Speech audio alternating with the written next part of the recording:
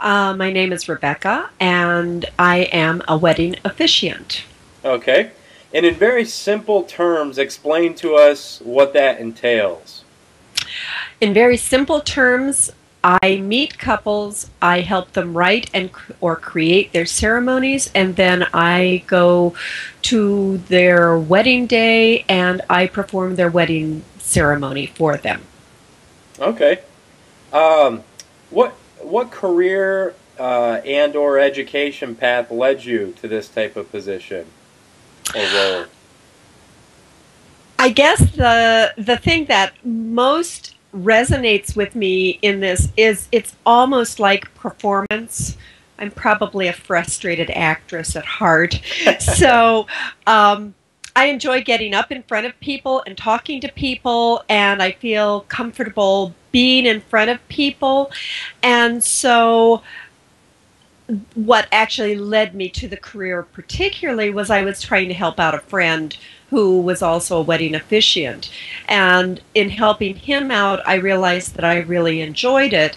And it's sort of a lot of people do not feel comfortable getting up in front of other people. I do feel comfortable getting up in front of other people. I found that I can remain calm in the face of a frustrated and upset bride or family member or any of those things. And my biggest goal is to bring calm and peace to a really wonderful and lovely day. Okay, well, great. What would you say are the top 3 skills necessary to be successful as a wedding officiant?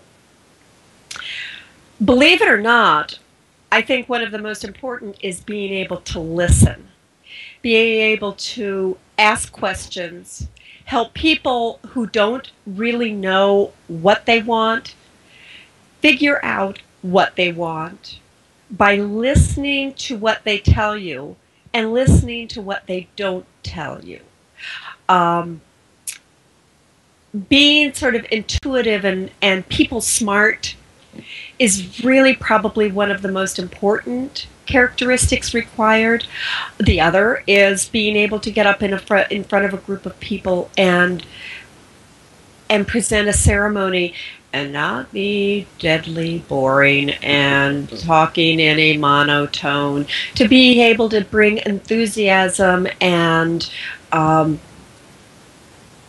personality to the event, and also to be, you know, careful of details. You're creating something, you really need to be there and present for the event and make sure that you're there on time and make sure that you've got the right ceremony and make sure that you've got the things that you promised that you would do. Right. Okay.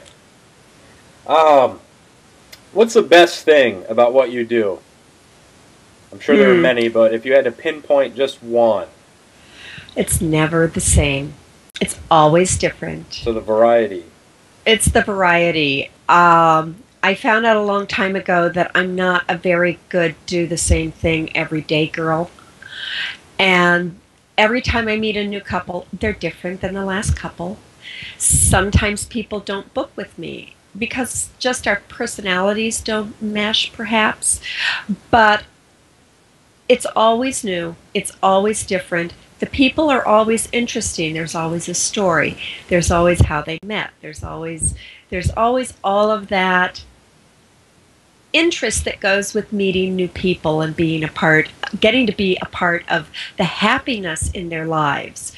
Writing on other people's happiness is a really, really wonderful thing. It reminds me to appreciate the joy that's all around me. So as a follow-up to that, what has been the worst thing about that position? You know, it's really interesting.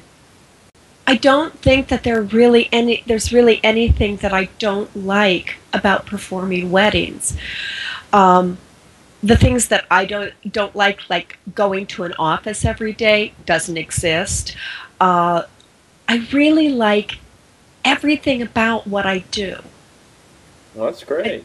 Do you have any wedding horror stories or anything like that?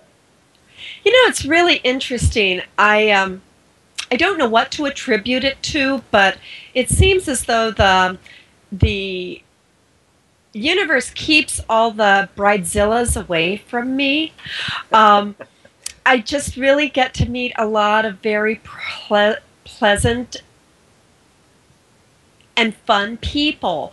I don't have horror stories. I have kind of unfortunate stories, like the time that the florist forgot to deliver the flowers. And it just so happened that they were giving flowers to the parents. So there were some extra flowers, and we made a little mini bouquet. And as my bride is walking up to to take her place, the flowers showed up. And she told the florist, "You can just take those back because I actually have the bouquet I prefer." So in the end, it wasn't a horror story at all. It was actually very lovely. And that's usually how my stories go. Great.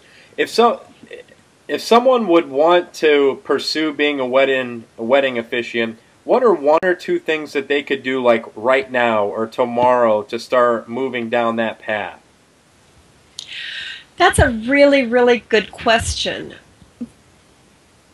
I would say that they have to get comfortable standing up in front of people and talking. That's probably one of the most critical skills.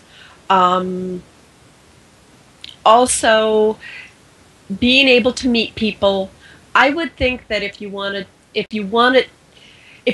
be a wedding officiant, a really good place to start would be talking to Toastmasters and working with Toastmasters, because that's a place that gives you a lot of skill in getting up in front of people, in talking in front of people, in